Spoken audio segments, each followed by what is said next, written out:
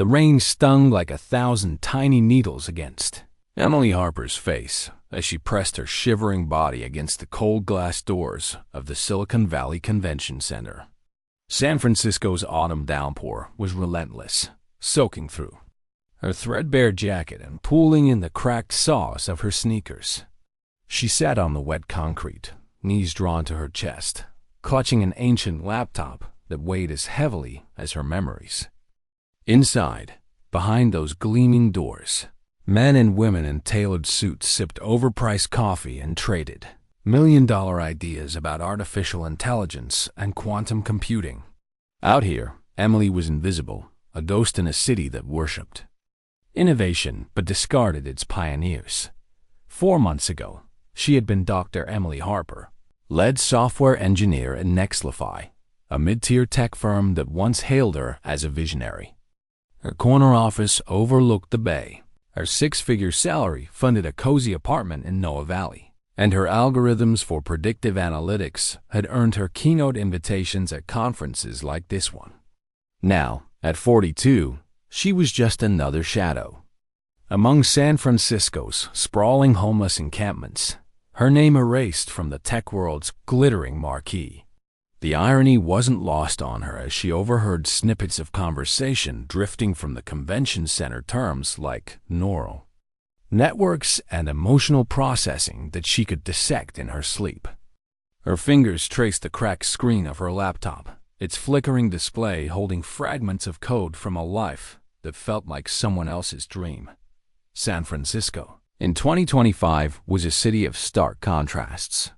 Skyscrapers housing tech giants like Google and Salesforce towered over tent cities that lined Market Street, a visual reminder of the economic chasm widened by years of inflation and layoffs. The 2024 recession had hit hard, with tech companies slashing jobs to appease restless investors. Nextlify, caught in the crosshairs of a hostile acquisition, had restructured overnight, and Emily's department was deemed financially unviable. Claire Donovan, her supervisor, had delivered the news with practiced sympathy, her eyes avoiding Emily's as she handed over a severance package that seemed generous at the time. "You'll land on your feet, Emily," Claire had said, her voice clipped.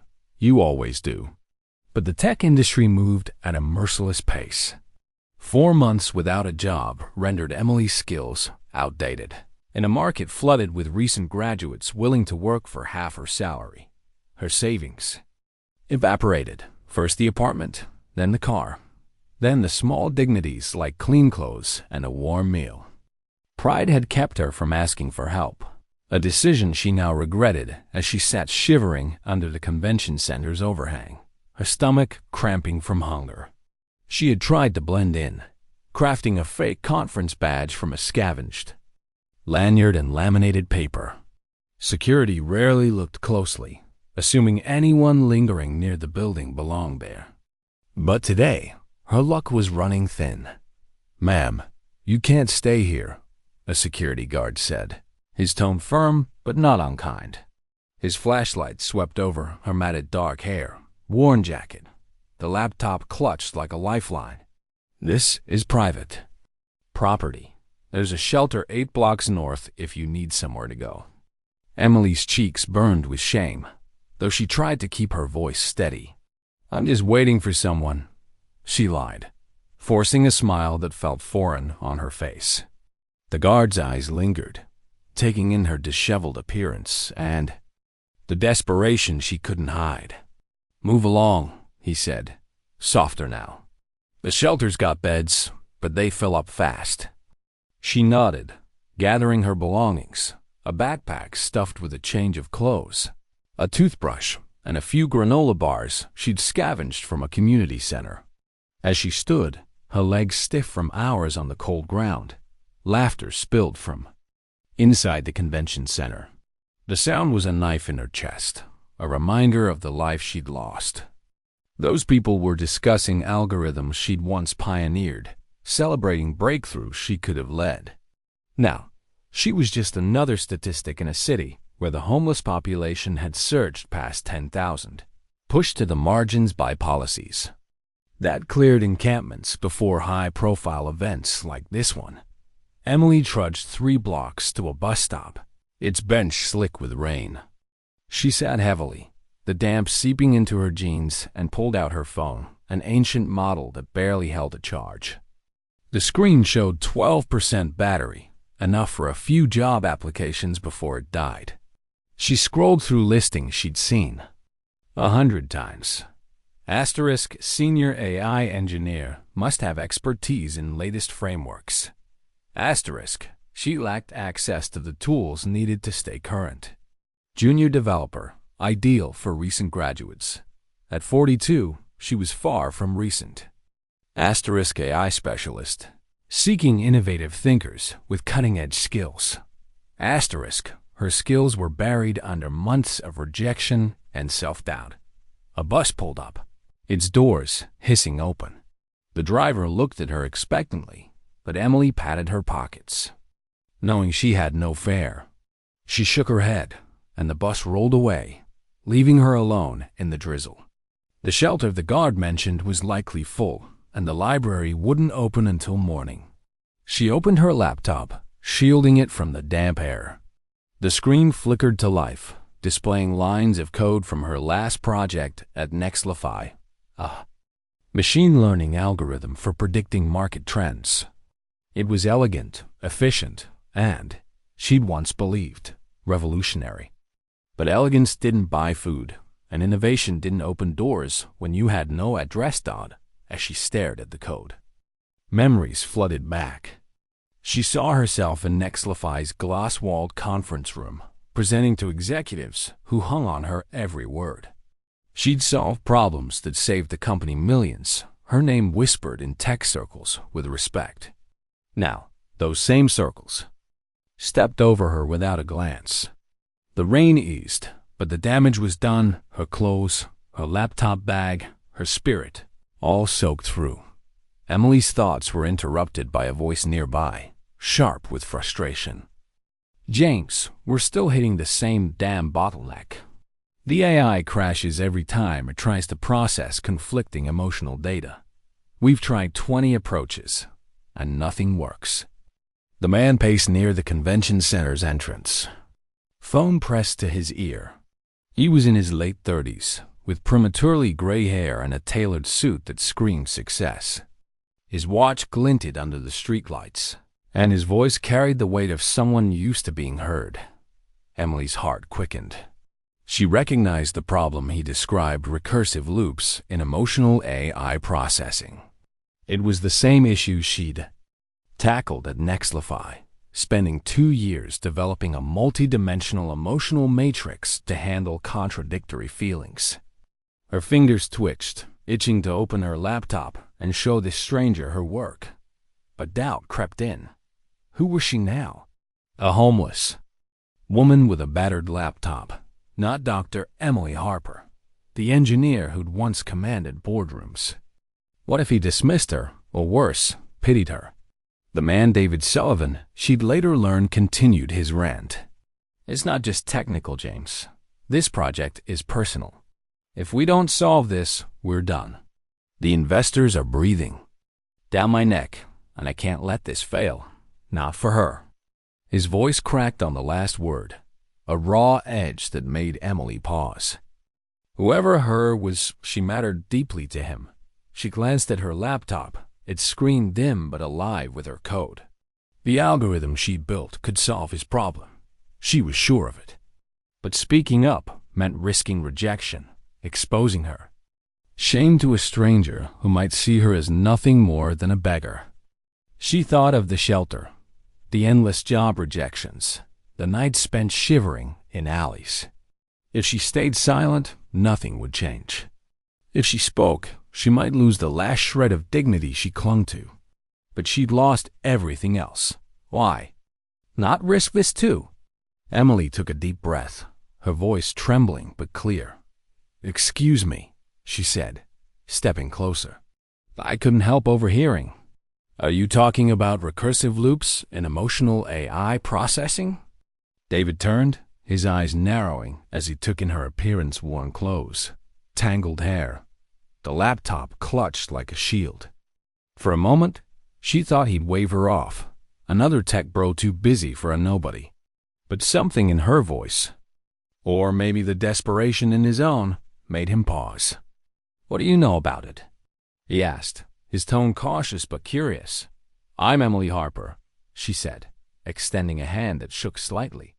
"I used to work on similar problems. I think I can help." Emily Harper's heart pounded as she followed David Sullivan across the street to a small coffee shop. Its warm glow a stark contrast to the cold drizzle outside the Silicon Valley Convention Center. Her worn sneakers squelched on the pavement, and she clutched her battered laptop tighter, as if it could shield her from the risk she'd just taken. Speaking up had been a gamble. Her voice, rusty from months of silence, had cut through the rain to offer a solution to David's agile problem. Now, as he held the door open for her, his sharp eyes assessing her with a mix of curiosity and skepticism, Emily felt the weight of her own audacity. She was no longer Dr. Harper, the celebrated engineer. She was a homeless woman with nothing but a cracked screen and a fading hope. The coffee shop buzzed with conference attendees, their laptops and smartwatches gleaming under soft lighting. David gestured to a corner booth, and Emily slid in, hyper-aware of her damp clothes and a faint smell of mildew clinging to her jacket. She set her laptop on the table, its scratched casing a relic of better days, and opened it with trembling fingers. The screen flickered, but the code she'd spent years refining at Nextlify glowed with a clarity that steadied her nerves. "This is my emotional matrix framework," she began, her voice gaining strength. "It processes contradictory emotions simultaneously, avoiding recursive loops by creating parallel channels. Think of it like a symphony, different instruments playing conflicting notes that still harmonize." David leaned forward, his graying hair catching the light as he studied the screen. "You're saying you can handle mixed emotional inputs without crashing the system?" His tone was professional, but there was an edge of urgency, as if her answer carried more weight than a casual coffee shop chat warranted. Emily nodded, walking him through the diagram she'd built during sleepless nights at Nextlify. Emotions aren't binary or linear. People feel joy and grief, pride and shame, all at once. Your AI is crashing because it's trying to resolve those contradictions. My framework lets them coexist. For 20 minutes, she answered his questions, her confidence growing with each technical detail.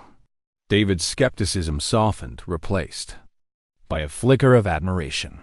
"This is impressive," he said finally, leaning back. "Where did you work on this?" Emily hesitated, the truth a bitter pill. "Nextlify. I was their lead machine learning engineer for 6 years. Specialized in predictive algorithms and behavioral modeling." She didn't mention the layoffs, the eviction, the nights spent in San Francisco's overcrowded shelters. Not yet. David's eyes narrowed slightly, as if piecing together a puzzle. Nextlify's restructuring last year was brutal. A lot of talent got caught in the fallout. He paused, then made a decision. "I'm David Sullivan, CEO of Sullivan Innovations. We're working on an emotional support AI for kids dealing with trauma. Your framework could be the breakthrough we need. Would you be willing to consult for us?" Short term, to start. Emily's breath caught. A job offer her first in months. But the truth clawed at her throat. "Mr. Sullivan, I need to be honest. I'm not in a stable situation right now. I've been homeless for 4 months. I don't have a permanent address, professional clothes, or even a bank account to receive a paycheck." Her cheeks burned, but she forced herself to meet his gaze. If he was going to reject her, better now than later. David didn't flinch. "That doesn't change what I saw on that screen," he said matter-of-factly. "Talent like yours doesn't need an address to prove its worth. We have corporate housing for relocating employees, and I can arrange in advance for essentials. If you were willing to take a chance on us, I'm willing to take a chance on you." The offer was a lifeline, but Emily's mind raced with practical obstacles. She'd lost her driver's license in a shelter theft, and her bank account had been closed for unpaid fees. Opening a new one required ID and proof of address, neither of which she had. San Francisco's bureaucracy was notoriously unkind to the homeless, with shelters demanding documentation she couldn't provide. Still, the spark of hope in David's eyes mirrored the one flickering in her chest. "I'm in," she said, her voice steady despite the fear. "When do I start?" "Tomorrow," David replied, pulling out a business card. "Meet me at our headquarters at 9 a.m. We'll sort out the logistics." He hesitated, then added, "This project is personal for me. My daughter, Sophie, needs this to work." "I'll explain more when you're settled." The next morning, Emily stood outside Sullivan Innovation's sleek glass tower in Soma, her backpack heavier with the weight of uncertainty. She'd spent the night in a shelter, unable to sleep, her mind churning with both excitement and dread. David had arranged for her to move into a corporate apartment that afternoon, but she still wore her only clean outfit, a faded blouse and jeans that screamed outsider in a world of polished professionals. The lobby was a cathedral of modern design, with abstract art and a digital display showcasing the company's AI achievements. The receptionist, a young woman with a practiced smile, handed her a temporary badge after a quick call to David. Up on the fifth-end floor. David greeted her warmly, his suit as crisp as the day before. "Welcome to Sullivan Innovations, Emily. Let's get you introduced to the team." The conference room held a dozen programmers, their faces a mix of exhaustion and guarded curiosity. Ethan Nguyen, the lead developer, was a wiry man in his 30s with a sharp gaze. Dr. Sarah Kim, the eye specialist, exuded quiet confidence, her MIT credentials practically glowing. David's introduction was brief but firm. "Dr. Emily Harper is joining us as a consultant. She's got a potential solution to our emotional processing bottleneck." Ethan raised an eyebrow. "Dr. Harper, you worked at Nexlify, right? I read your paper on predictive modeling 3 years ago. Solid work." His tone was polite, but his eyes flicked to her worn backpack. "Mind if I ask where you've been since the layoff?" The question hung in the air, and Emily felt the room's attention sharpen. She swallowed, choosing honesty over evasion. "I've been between jobs, dealing with personal challenges, but I've kept working on my emotional matrix framework independently." Sarah leaned forward, her expression neutral. "Can you walk us through it? We've been stuck on this loop issue for weeks, and we're running out of time." Emily opened her laptop, ignoring the faint hum of its overworked fan, and projected her code onto the wall. For the next hour, she explained her approach, fielding technical questions with a precision that silenced doubts, at least temporarily. But she sensed the undercurrent of skepticism. Her lack of a polished resume, her disheveled appearance, and the absence of recent references made her an anomaly in this high-stakes world. After the meeting, David pulled her aside. "You did great in there. Ethan and Sarah are tough, but they'll come around once they see your work in action. For now, let's get you settled." He handed her a company credit card and keys to a corporate apartment. "There's a shopping center nearby. Get what you need: clothes, toiletries, anything to make you feel at home. We'll handle the paperwork for a bank account tomorrow." The apartment was a revelation, a compact, modern space with a view of the Bay Bridge. After months of shelters and park benches, the clean sheets and reliable Wi-Fi felt like a dream. But reality intruded when Emily tried to use the credit card at a nearby store. The cashier frowned at her lack of ID, and a call to the bank revealed her old account was flagged for fraud due to unpaid fees, a common trap for the homeless trying to re-enter the system. David intervened, vouching for her with a quick phone call, but the incident left Emily shaken. She was stepping back into a world that didn't trust people like her. That evening, David invited her to his penthouse to discuss the project further. The building was a sleek tower in Nob Hill, its minimalist decor a stark contrast to the warmth of his voice when he spoke of his daughter, Sophie. She's 8, brilliant with computers, but quiet since her mother died last year. He sighed, leading Emily into a spacious living room. Sophie appeared in the doorway, a small girl with dark curls and serious brown eyes. She clutched a tablet, studying Emily with a mix of curiosity and caution. "Hi, Sophie," Emily said gently, crouching to her level. "Your dad says you like coding. I used to write programs that help computers understand people. Maybe I can show you one someday." Sophie nodded, barely speaking, but her eyes lingered on Emily's laptop bag. It was a small connection, fragile, but real, like the first line of code in a new program. As Emily left the penthouse, the city lights sprawling below, she felt a spark she hadn't known in months. But doubt lingered. David's team didn't fully trust her, and the corporate world was unforgiving. Worse, a call from Margaret Ellison, a board member, hinted at trouble. "David, I hope this consultant is worth the risk," she'd said, her voice sharp over speakerphone. "We can't afford distractions with waxen tech sniffing around our IP."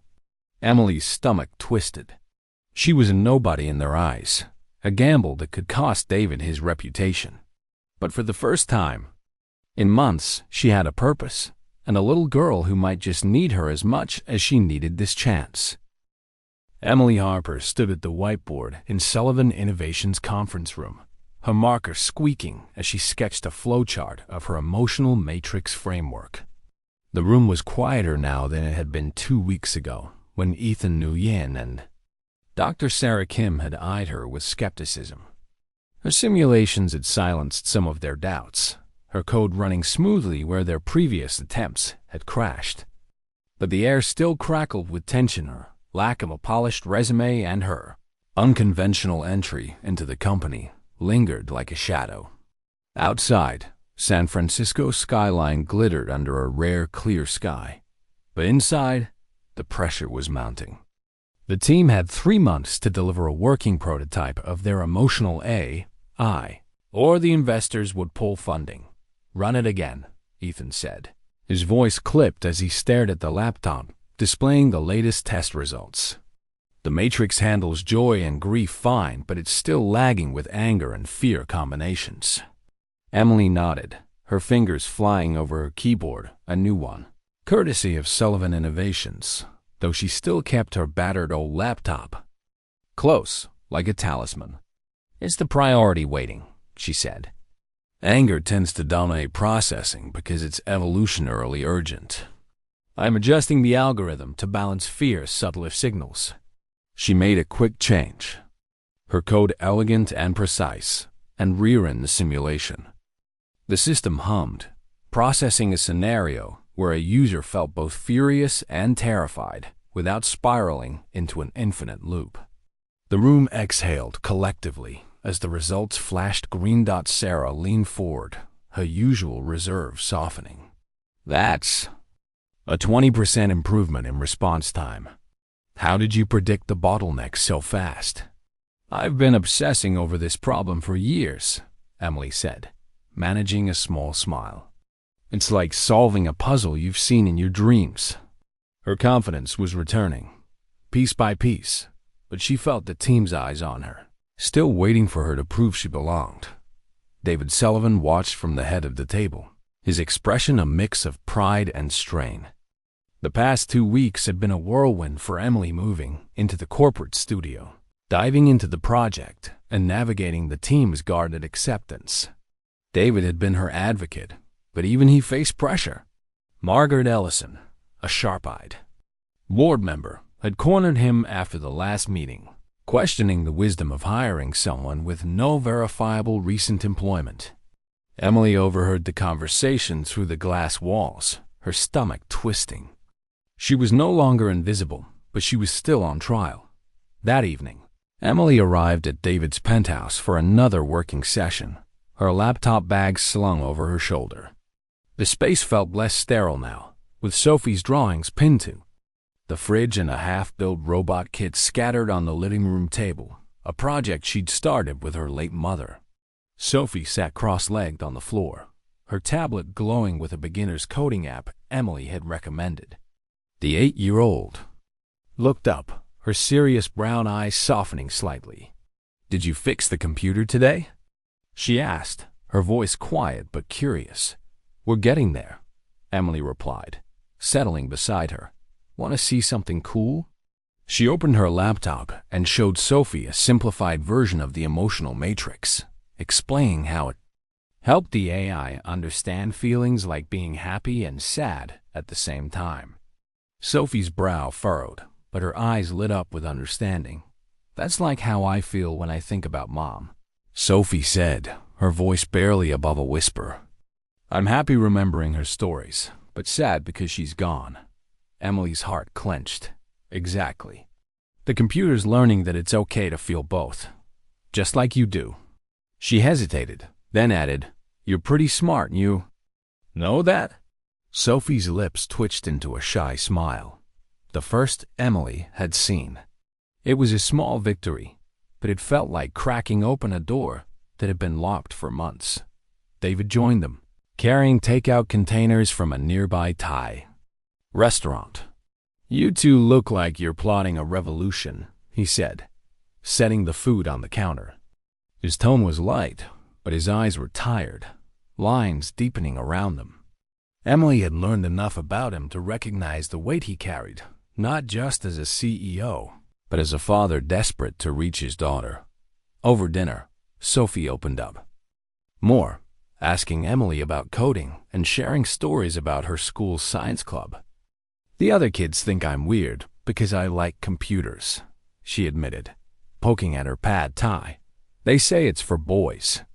Emily frowned, remembering her own battles in male-dominated tech rooms. "They're wrong. Computers are for anyone who loves solving puzzles. And you're better at it than most adults I know." Sophie beamed, and David shot Emily a grateful look. "You're good with her," he said later, as they cleared the dishes. "She hasn't talked this much in months." "She's just finding her voice again," Emily said softly. "She needs someone to listen." But the fragile progress Emily was making both professionally and personally was about to hit a wall. The next morning, an urgent email from Ethan hit the team's inboxes. Asterisk security breach detected in the AI server. Data logs show unauthorized access attempts. Asterisk. The conference room buzzed with panic as the team gathered. Ethan's face was grim as he pulled up logs showing repeated intrusions, all originating from an IP address traced to Shanghai. "It's Waxen Tech," he said. "They've been sniffing around our patents for months. If they crack our emotional AI before we launch, we're finished." Waxen Tech, a Chinese conglomerate, was a rising giant in the global AI race, known for aggressive tactics and rumored espionage. In 2025, U-China tensions over tech dominance were at a fever pitch, with American firms accusing rivals of stealing intellectual property to bypass years of R&D. Sullivan Innovations was a prime target. Its emotional AI, a potential game-changer for mental health applications. A leak could cost them billions and David's company. Suspicion turned inward. Ethan's eyes flicked to Emily. "You show up out of nowhere, no recent employment history, and now we have a breach. Convenient timing." Emily's stomach dropped. "I've been working around the clock to fix this project. Why would I sabotage it?" "Maybe someone paid you," Ethan said, his voice cold. "Waxen's got deep pockets." David stepped in, his tone sharp. "That's enough, Ethan. Emily's simulations are the only reason we're close to a prototype. She's not the problem." But the accusation stung, and Emily felt the team's eyes on her, their doubts resurfacing. Margaret Ellison called. An emergency board meeting, demanding a full audit of employee access. "We can't afford a PR disaster," she said, her gaze lingering on Emily, or questions about our hiring practices. That night, Emily's phone pinged with an email. From Claire Donovan, her former supervisor at Nextlify, now a senior executive at Wakes and Tech. Emily, I know things have been tough. Join us. We'll triple your salary and give you a real platform for your work. Don't waste your talent on a sinking ship. The email ended with a veiled threat. I'd hate for your personal circumstances to become public knowledge. Emily's hands shook as she read it. Claire knew about her homelessness. Nextlify's HR had processed her final paycheck to a shelter address. The thought of her past being weaponized made her feel exposed, vulnerable. She deleted the email, but couldn't shake the fear that Claire would follow through. In the quiet of her studio, Emily opened her old laptop, pulling up memories she'd tried to bury. 4 months ago, she'd slept in a San Francisco shelter, her backpack stolen by another resident while she slept.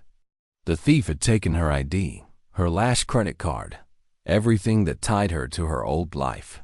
She'd faced worse men catcalling her in alleys, police rousing her from park benches during sweeps to clean up the city for events like the tech conference. Those experiences had hardened her, but they'd also taught her resilience. She wouldn't let Claire or anyone else take this chance away.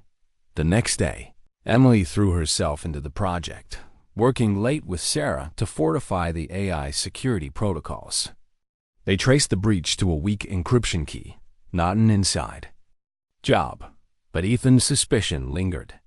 Meanwhile, David invited her to spend more time with Sophie, sensing the girl needed stability amid his own mounting stress. At the penthouse, Emily and Sophie worked on the robot kit, piecing together circuits and code. Sophie's laughter, rare and precious, filled the room as the robot's arm twitched to life. "You're good at this," Sophie said, her eyes bright. "Why didn't you keep making robots after Nextlify?" Emily hesitated, choosing honesty. "I lost my job, and things got hard for a while. But I'm here now, and I'm not giving up." Sophie nodded, her small hand squeezing Emily's. "I'm glad you're here. Dad's happier when you're around." Emily's heart swelled, but fear gnawed at her. If Wax and Tech succeeded in stealing their work, or if Claire exposed her past, everything she was building with the team, with Sophie, with David, could collapse. She thought of the shelter, the rain, the endless rejections. She'd survived that. She could survive this.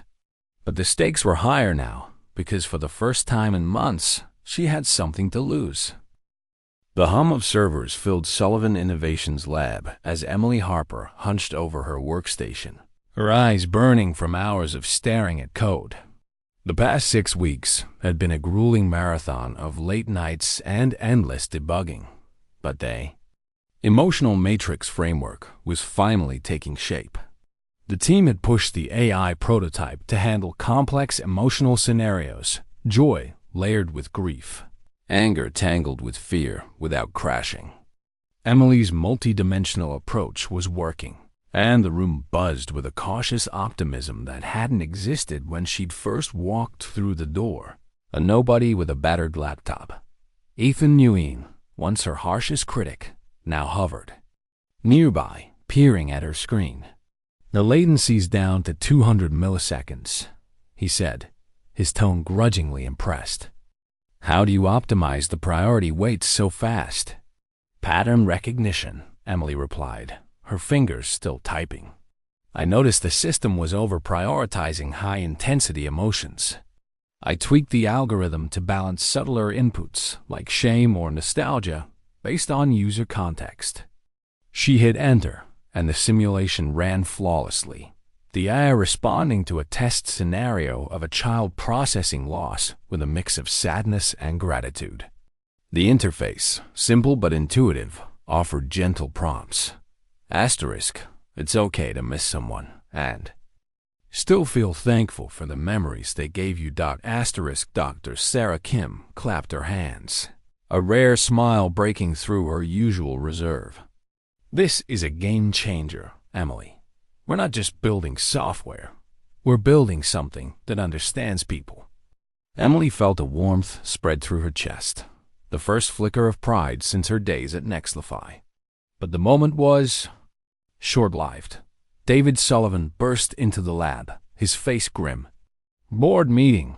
Now, we've got a problem. The conference room was a pressure cooker. Margaret Ellison, the board member with a knack for cutting through optimism, stood at the head of the table, holding a tablet displaying a news headline.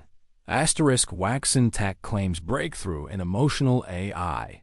Raises privacy concerns. There. Announcing a rival product, she said, her voice sharp.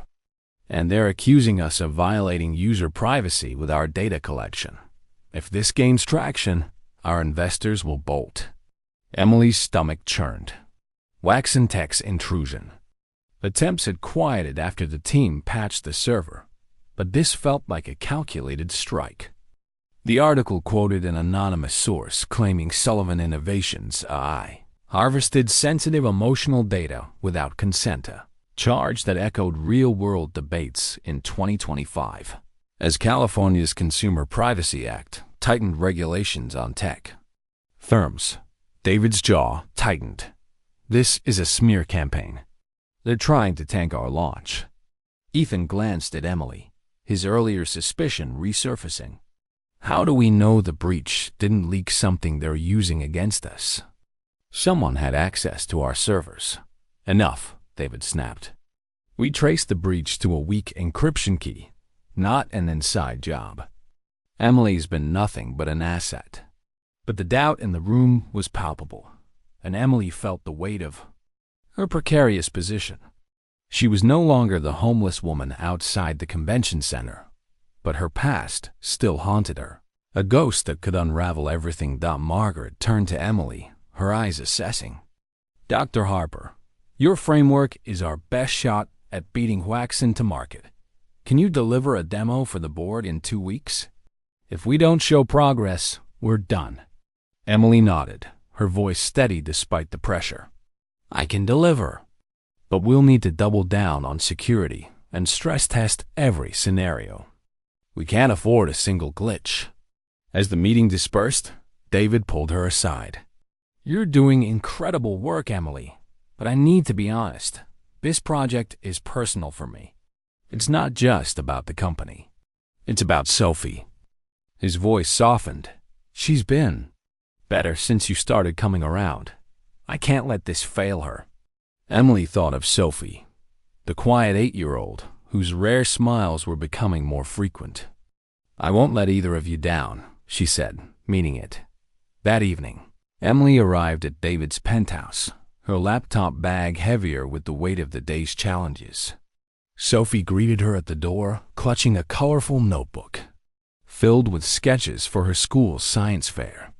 Emily, can you help me with my project? She asked, her eyes bright with excitement. I want to make a program that helps kids understand their feelings. Emily's heart lifted. Sophie's idea mirrored their AI project, but was simpler, designed for children to select emotions and receive encouraging messages. That's a brilliant idea, she said, settling on the living room floor beside the half-built robot kit. Let's start with a basic interface. You pick the emotions, and I'll help you code the responses. For hours, they worked side by side, Sophie's small fingers tapping out commands as Emily guided her through Python basics. The girls' questions were sharp, her mind soaking up logic like a sponge. Can the computer say it's okay to be scared and brave at the same time? Sophie asked, her voice thoughtful. Absolutely, Emily said, typing a sample response. Feeling scared and brave together is like being a superhero facing a big challenge. Sophie grinned, her usual reserve melting away. That's what I feel sometimes. Like when I go to school and everyone's staring because I don't talk much. Emily's throat tightened. You're braver than most superheroes I know, she said, squeezing Sophie's hand. And this program will help other kids feel that way too. David watched from the doorway, his expression a mix of gratitude and something deeper, something Emily wasn't ready to name. Their interactions had grown warmer, charged with unspoken possibilities, but both kept a careful distance. The board's scrutiny and the waxen threat loomed too large for complications. Yet, as they ate pizza together, Sophie chattering about her project, Emily felt a pull toward this small, broken family, a sense of belonging she hadn't known she craved. The science fair was a whirlwind of color and noise at Sophie's elementary school gymnasium. Emily and David stood by Sophie's booth, where her laptop displayed her emotion recognition program, flanked by hand-drawn posters explaining its purpose. Sophie, dressed in a neat sweater and jeans, stood tall as she explained her project. To the judges, "Sometimes grown-ups think kids should only feel one thing at a time," she said, her voice clear. "But my program shows it's okay to feel lots of things, like happy and sad together." The lead judge, Mrs. Carter, raised an eyebrow. "This is sophisticated for a third grader. Did you have help?" "My friend Emily taught me coding, and my dad helped me understand computers," Sophie said proudly. "But the idea was mine, because I know what it's like to have mixed-up feelings." Emily's eyes stung with pride as Sophie demonstrated the program, clicking through scenarios that mirrored their IS framework. The judges scribbled notes, clearly impressed, and when Sophie won first place in the elementary division, she threw her arms around Emily and David in a spontaneous hug. "We did it," she squealed, her blue ribbon glinting in the gymnasium lights. "You did it," Emily corrected, kneeling to her level. "This is your victory, Sophie. You're going to help so many kids." David's hand rested on Emily's shoulder, a quiet gesture of thanks. But the moment was bittersweet. Back at the office, the waxen tech threat escalated. A new article claimed their rival's AI was entering beta testing, with whispers of stolen code from Sullivan Innovations. Worse, Emily found a strange subroutine buried in their system, a backdoor that could transmit data to an external server. Her heart sank as she traced its origin, suspecting sabotage. She and Sarah worked through the night, isolating the backdoor and reinforcing the firewall. "This wasn't here last week," Sarah said, her voice tense. "Someone's still inside our system." Emily's mind raced to Claire Donovan's threatening email. Had Waxen planted an insider, or was this a remnant of the earlier breach? She reported the find to David, who called an emergency meeting with the cybersecurity team. Ethan, still wary, pressed her for answers. "You're sure this isn't tied to you? Your sudden appearance, the breach, now this?" "I'm trying to save this project, not destroy it," Emily shot back, her patience fraying. "Check my access logs. I've got nothing to hide." David intervened, his voice firm. "We're focusing on the real threat, Waxen. Emily, can you and Sarah lock this down before the board demo?" "We'll do it," Emily said, though exhaustion weighed her down. She thought of Sophie's ribbon, her bright smile, and the promise she'd made. This wasn't just about her. Career was about a little girl who needed this technology to heal. The weekend brought a reprieve. Sophie had begged Emily to stay over to finish the robot kit she'd abandoned after her mother's death. David agreed, and the three of them spread components across the penthouse living room, laughter mingling with the clatter of tools. Sophie wired circuits with surprising skill, while Emily coded the robot's movements, and David handled the mechanical assembly. When the robot took its first wobbly steps, Sophie clapped, her joy infectious. "We're a team," she declared, pulling them into a group hug. Emily's heart ached with warmth, but doubt lingered. The board demo was days away, and Waxen's shadow loomed larger. Margaret Ellison had warned David about the risks of a workplace distraction, her eyes flicking to Emily. The accusation stung, but Emily couldn't deny the growing pull between her and David, the way his hand lingered when he passed her a tool. The way his smile soft when she laughed with Sophie. She wanted to lean into it, but the stakes were too high. If the demo failed, or if Claire exposed her past, she could lose everything again.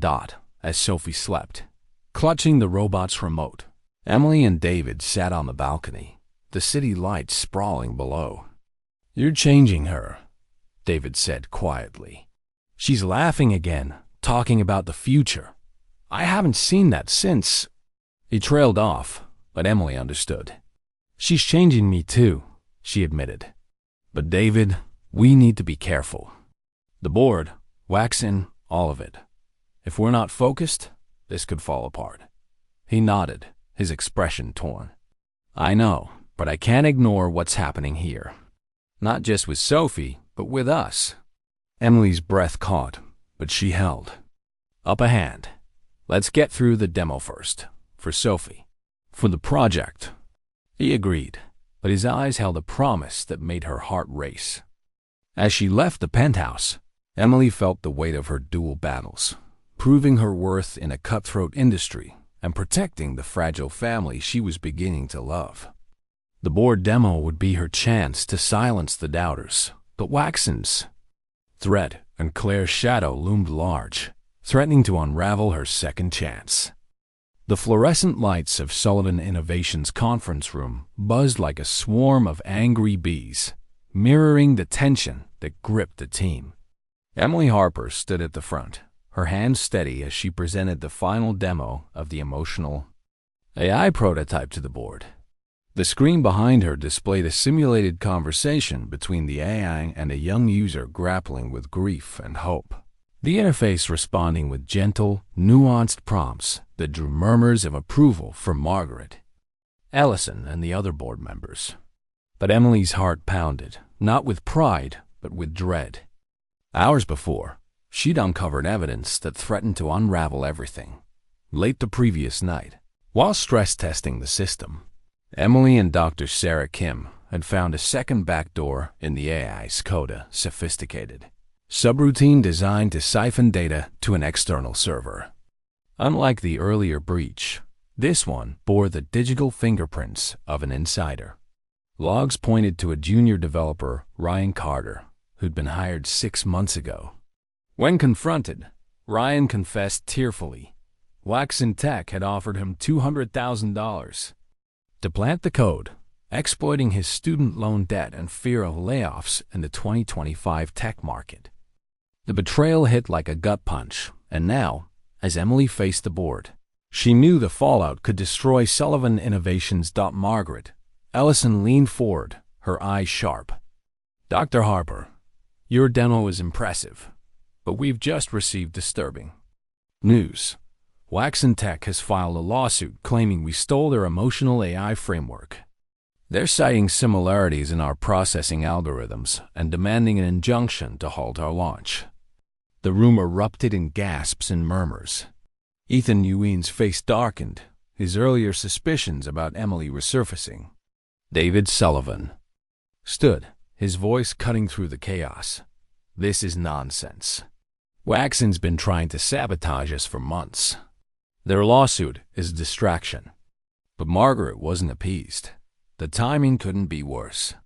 "Our investors are spooked, and this morning's TechCrunch article didn't help." She slid her tablet across the table, displaying a headline, * Sullivan Innovations star. Engineer, from homeless to hacker? The article, sourced to an anonymous tip, detailed Emily's months of homelessness, spinning a narrative that she'd fabricated her credentials to infiltrate the company. The byline didn't name Claire Donovan, but Emily recognized her former supervisor's handiwork. Claire had made good on her threat, weaponizing Emily's past to discredit her. Heat flooded Emily's cheeks as the board's eyes turned to her. She wanted to shrink, to disappear, as she had outside the convention center 6 months ago. But she thought of Sophie Sullivan, the 8-year-old whose laughter had become her anchor, and David, who believed in her when no one else had. She couldn't run now. "I won't deny my past," Emily said, her voice steady despite the lump in her throat. I was homeless after Nexlify cut my department. I lost everything: my home, my savings, my pride. But I didn't fake my credentials. I'm Dr. Emily Harper, with a PhD from Caltech and 6 years leading Nexlify's machine learning division. My emotional matrix framework is my work, built over years of research. If Waxon's claiming it, they stole it from us. The room fell silent. Margaret's expression softened slightly, but Ethan's skepticism lingered. Then how do you explain the similarities in their code? He asked. Because they had help, Emily said, glancing at David. He nodded, giving her the go-ahead. We found a back door in our system, planted by a team member who admitted to working for Waxon. We've secured the servers, but they likely accessed early versions of my framework. Margaret's eyes narrowed. This is a disaster. The lawsuit could drag on for years, and the PR damage is already done. Investors are talking about pulling out. David stepped forward, his voice resolute. Then we fight back. Emily, can you prove Waxon's framework is based on stolen code? I'm working on it, she said. Their public beta includes a subroutine I designed at Nexlify, a unique error handling protocol. If we can document its origin, we can countersue for theft. Do it, Margaret said. But we need it fast. The court hearing is in 5 days, and we're hemorrhaging trust. As the meeting ended, Emily felt the weight of the challenge. Proving Waxon's theft meant diving into terabytes of code, a task that would push her and Sarah to their limits. Worse, the TechCrunch article had spread like wildfire, trending on X with hashtags like #homelesshacker. Comments called her a fraud, a con artist, a danger to the industry. The vitriol was a stark reminder of 2025's cancel culture, where a single story could ruin a reputation overnight. That evening, Emily arrived at David's penthouse, her nerves frayed. Sophie greeted her with a hug, clutching a notebook filled with science fair sketches. Emily, are you okay? Dad said people are being mean online. Emily forced a smile, crouching to Sophie's level. Some people don't understand my story, but I'm okay. I've got you and your dad, right? Sophie's eyes were serious. You're not going away, are you? I don't want you to leave like Mom did. The words hit Emily like a tidal wave. She pulled Sophie close, her voice thick. I'm not going anywhere, Sophie, I promise. But doubt gnawed at her. If the lawsuit tanked Sullivan Innovations, she'd lose her job, her home, and this fragile family. The thought was unbearable. David joined them, his face etched with worry. Emily, I saw the article. I'm sorry. We'll fight this together. She nodded, but her mind was elsewhere. I need to focus on the code. If I can prove Waxon stole it, we can turn this around. Then let's do it, he said, his hand brushing hers, a fleeting touch that sent warmth through her. Their connection had grown undeniable, but the board's warnings about workplace distractions and the public scrutiny made it dangerous to acknowledge. Still, in that moment, Emily wanted to lean into him, to let the walls she'd built crumble. Instead, she pulled back, focusing on Sophie's hopeful eyes. The next 4 days were a blur of caffeine and code. Emily and Sarah worked around the clock, combing through Waxon's beta release, which had been leaked on a tech forum. They found it, the error-handling protocol Emily had designed, buried in Waxon's framework like a stolen signature. She cross-referenced it with her Nexlify archives, stored on her old laptop, and built a case proving the code's origin. But time was running out, and the court hearing loomed. Meanwhile, Claire Donovan escalated her attack. A second article appeared, this time in Wired, quoting industry insiders who questioned Emily's stability. A homeless woman leading a billion-dollar AI project? One source sneered. That's a liability, not a leader. The comments on X grew vicious, with trolls digging up photos of San Francisco's homeless encampments and tagging Emily. She avoided social media, but the weight of public judgment pressed down, threatening to crack her resolve. David called a team huddle before the hearing. "This isn't just about the company," he said, his voice raw. "This AI is for kids like Sophie kids who need help processing trauma. We can't let Waxon steal that from them." Emily thought of Sophie's science fair project. How? It had helped her articulate her grief. She couldn't fail her now. "We've got the evidence," she said. "Let me present it in court. I know this code better than anyone." David hesitated, his eyes searching hers. "It's a risk, Emily. They'll tear into your past." "I know," she said, "but I'm done hiding." The courtroom in San Francisco's federal building was sterile and imposing, its polished wood and high ceilings amplifying every sound. Emily stood at the witness stand, facing Waxon's lawyers, who eyed her like predators. The judge, a stern woman in her 60s, listened as Emily explained the emotional matrix framework, her voice clear despite the knot in her stomach. "This subroutine," she said, pointing to a projected code snippet, "was developed during my time at Nexlify. It handles errors in emotional processing by rerouting conflicting inputs through a weighted matrix. Waxon's beta contains an identical protocol, down to the variable names I chose. They didn't develop this, they stole it." Waxon's lead counsel, a slick attorney in a tailored suit, smirked. "Dr. Harper, you were homeless for months before joining Sullivan Innovations. How do we know you didn't sell your code to Waxon to fund your lifestyle?" The gallery murmured, and Emily's face burned. She thought of Sophie, sitting in the back with David, her small hands clutching her notebook. "I was homeless because I lost my job in a recession that hit thousands of tech workers," she said, her voice steady. "But I never sold my work. This code is mine, built over years of research. I lived in shelters, but I carried my laptop everywhere because it held my life's work. If anyone's stealing, it's Waxon, not me." She presented her evidence timestamps from her Nexlify archives, emails detailing her framework, and Ryan's confession about the back door. The judge's expression remained unreadable, but David gave her a nod of encouragement from the gallery. Sophie's eyes shone with pride, and Emily felt a surge of strength. She wasn't just fighting for herself, she was fighting for a little girl who believed in her dad. As the hearing ended, Emily stepped outside, the San Francisco fog wrapping around her like a cloak. David and Sophie joined her, Sophie slipping her hand into Emily's. "You were brave," she said simply. David's voice was low, almost a whisper. "Emily, I'm falling for you. I know it's complicated, but I can't keep pretending otherwise." Emily's heart raced, but fear held her back. "David, the board, the lawsuit. Sophie, we can't risk everything we've built."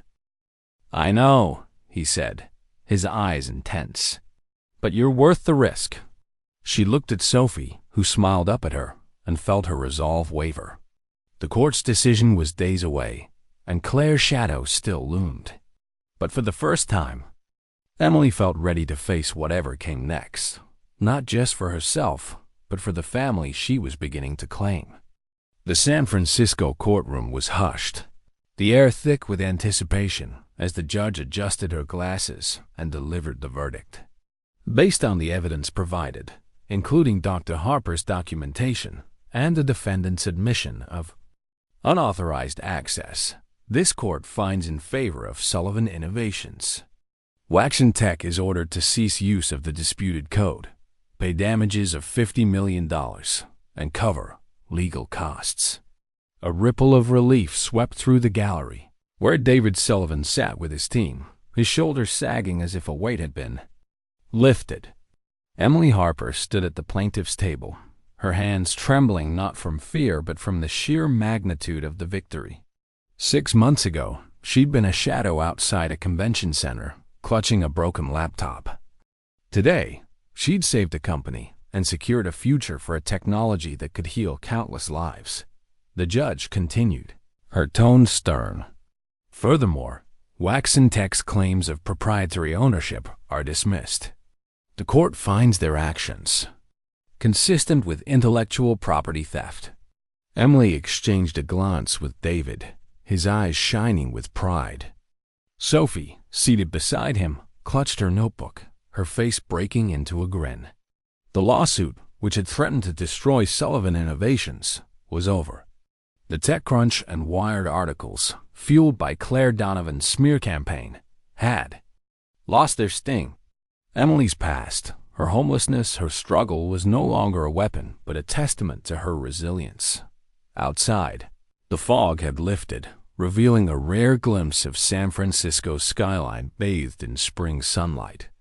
Reporters swarmed, but David waved them off, pulling Emily and Sophie into a quiet corner. "You did it," he said, his voice thick. "You saved us." "We did it," Emily corrected, squeezing Sophie's hand. "This was for you, kiddo. For kids like you." Sophie hugged her tightly, her ribbon from the science fair pinned to her jacket. "You're my hero, Emily," she whispered, and Emily's eyes stung with tears. The victory wasn't just professional, it was personal. A promise kept to a little girl who trusted her. Back at Sullivan Innovations, the mood was electric. The board, led by Margaret Ellison, approved full production of the emotional AI, fast-tracking beta testing with schools and counseling centers across California. The technology, designed to help children and adults process complex emotions, was already drawing interest from nonprofits and tech giants alike. Emily was offered a promotion to head the new Emotional AI division, with her own research team and a mandate to shape the future of therapeutic technology. She accepted, but with a condition. Family time would remain a priority. The past 6 months had taught her that success meant nothing without the people who made life worth living. The penthouse in Pacific Heights was no longer a cold museum. Sophie's artwork covered the walls, programming books lined the shelves, and laughter echoed where silence had once reigned. Emily moved in, her corporate studio replaced by a home filled with warmth. She and David redesigned the space together, adding cozy furniture and a dedicated corner for Sophie's robot projects. The transformation mirrored their own family, built not from perfection, but from shared struggles and love. One evening, as spring blossoms bloomed in the penthouse garden, David and Sophie orchestrated a surprise. Emily returned from a meeting to find the garden lit with fairy lights, a small robot wobbling toward her with a Velx tied to its arm. Sophie giggled, her tablet controlling the robot's movements. "Open it," she urged. Emily's heart raced as she untied the box, revealing a simple sapphire ring that caught the light like the bay at dusk. David stepped forward, his eyes soft but resolute. "Emily, you've changed everything for me, for Sophie, for the company. I love you. Not just for what you've done, but for who you are. Will you marry me?" Sophie bounced on her toes, barely containing her excitement. Emily's breath caught, her mind flashing to the rain-soaked nights, the rejection letters, the moment she dared to speak to David outside the convention center.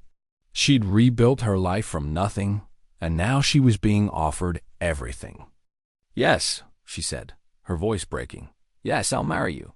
Sophie cheered, throwing her arms around them both. "We're gonna be a real family," she declared, already pulling out her notebook to sketch wedding plans. The wedding was simple but heartfelt, held in the penthouse garden under a flower-draped archway.